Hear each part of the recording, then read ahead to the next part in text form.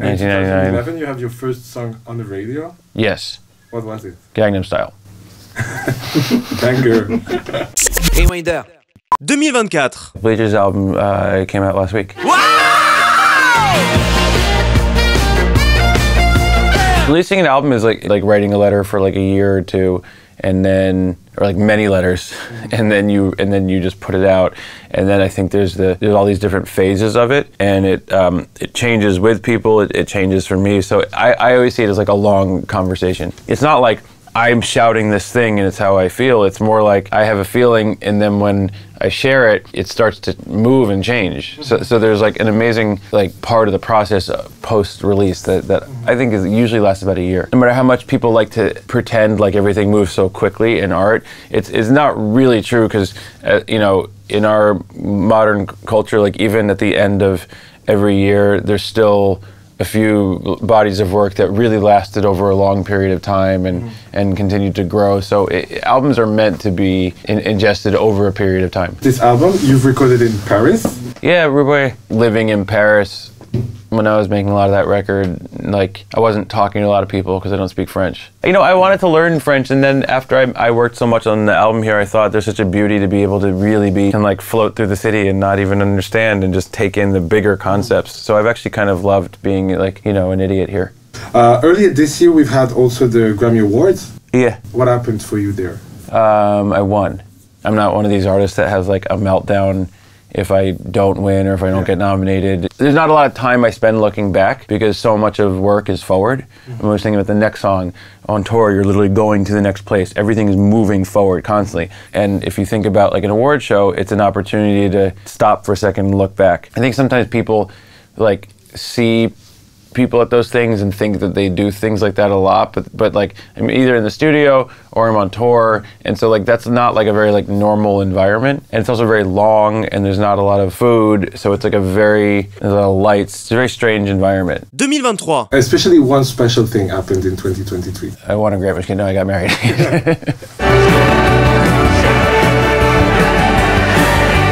There's a lot of love in this record. Oh yeah. Would you say you are romantic? In my own way. I think writing anything about or for someone is much deeper. That really exists forever in a way that, you know. But that's why releasing albums can be so like weird, because you've said a lot of things that felt very private, and then one day they're just out. But they're also very protected. You know, like it's very funny to me, all the albums I've released, like you say so much in the album, but then it feels very protected to the fans. Because most people, especially like when you go out and do press, like don't really read the lyrics. They look more like, I feel like I'll have to answer more for my, you know, things I would say in an interview than I would a lyric. And sometimes I'm always like, oh, I said a crazier thing in the lyrics. 2022. Oh, that was 2022? Yeah, it was the first time I got to work with Phoebe and Caroline and Tierra Whack and a lot of people I really love. There's also one crazy guest on this album. Diana Ross. She was awesome. She's like, one thing that's nice about people of a certain generation is they like to make phone calls, get these sweet voicemails. Hey Jack, it's Diana Ross. Say her full name, which I liked. And so I would just get these calls from her a lot that were very sweet, and she's kind of like fairy godmother energy, very positive. 2021. The record feels like such a struggle to me to like break through to something. With a girl like you, my Chinatown baby. Sometimes I hear the records like more clearly later. It's like revisiting a version of yourself. And so I love how like there's like such a yearning in it. And that album is very like unknown to me. Like it's really pulling at something, and but yeah, the longer I get away from it, the more clearly I see exactly what I was going through. Even if it's sad, it's honest at least. 21 that came out that year was probably St. Vincent, Daddy's Home, Lorde, Solar Power, Claro, Sling. Chemtrails was that year? Yeah. Chemtrails was 21? Yes. Oh, it's pretty easy to keep everything separate in my head, but then sometimes there's fun moments of like pulling threads between different things. But they're also done, like a release schedule is very different than a work schedule. So it's like, I almost think about it more like landing planes, you know, like some is like a short flight and some's like a really long flight. And so it's not as simple as like, you know, sometimes I think in my career, sometimes I have these like clusters where lots of things come out, and then people were like, how did you do it? And I was like, well, it's a little bit deceptive because they were happening at very different periods of time, and then because of life or schedule, or they all kind of stack up in different ways. 2020. What happened in 2020? Yeah. The Capitol insurrection? No, that was 21. January 6th, 21. Where were you? I was in Belgium. Where were you? I remember when I was home, I was doing two things in my home studio. I was working a lot on Take the Sadness a Saturday night, and we were making folklore. But I knew you, dancing in your Levi's, drunk under a street. Those were the two projects I was most focused on. 2019. That's the year I was planning the Capitol insurrection. But it took.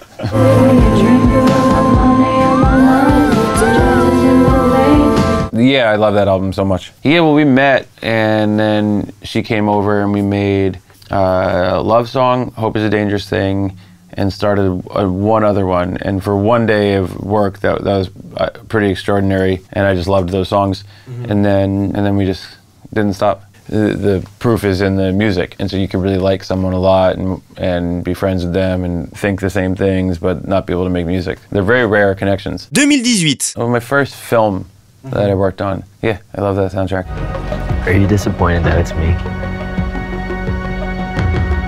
I was just wanted to get it right in terms of the tone of the music. But I was very happy with how people took it in, because it felt like it meant a lot to a lot of kids. I still meet people all the time who found Bleachers through that soundtrack. 2017. God knows, right? Wow. But we fight, stay up late in my dreams on the plane. It's really like someone like in like the real throes of a life change and breakup, and very intense album. It might be. I think it's an album that means a lot to my audience. But at the time, it was like, I remember like the label I was on, everyone was like very concerned about it because it was a very intense album. I love it. This year was also the year for melodrama. Yeah. I waited for it, that green light, I want it. Yeah, that was a very intense album to make because it was like, I think there was so much pressure on her from her first album, and she was so clear on defining herself outside of it and breaking new ground. Yeah, it was just a wildly, we were upstairs at Electric Lady and just kind of chipped away at it for a very long time. But I love that album. My favorite song is The Louvre. Which one? The Louvre, which is French as fuck, man. But not my type, still I fall. I'm just a sucker, let you fill her mind. Yeah, no, yeah, there's been a lot of French in my life. Charles Gainsbourg, and Justice is French, right? Yeah. Daft Punk's so brilliant, and I like Angèle, is that how you say it? How? Angèle? Yeah. I like She's Belgian. Belgian? Yeah, but everyone thinks she's French. Uh-oh. Have I made a huge French faux pas? Does the king recognize her? Yeah, of course, you love Okay. her.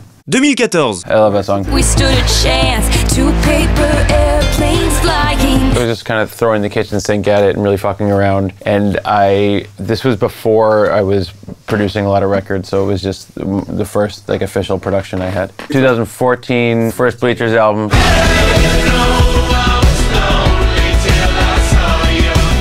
Well, I didn't know if anyone would listen to it. This is an album I made alone in hotel rooms all over the world. I had no expectation from if there would be a fan base, because I had my other band Steel Train pretty close to that. That's 2011, 2010. 2008. Fun.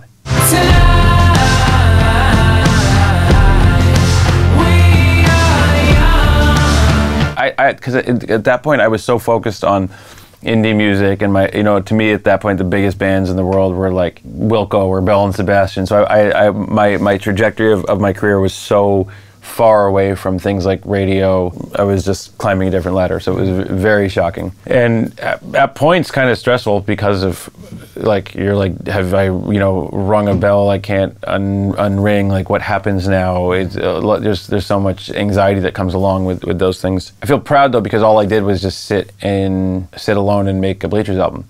That's all I did. So it was interesting. Yeah, it's nice to look, we fuck so much stuff up and people live with so much regret that it's important to look back and think, oh, that was a good call. I'm happy that when I had my quote unquote big break and I was in the band that was blowing up, for some reason I just made my own record. Mm-hmm. So it is important to also recognize the things that you did that are good, because I think we all have a tendency to probably because of humor, only discuss the things we fucked up. Mm-hmm. Right?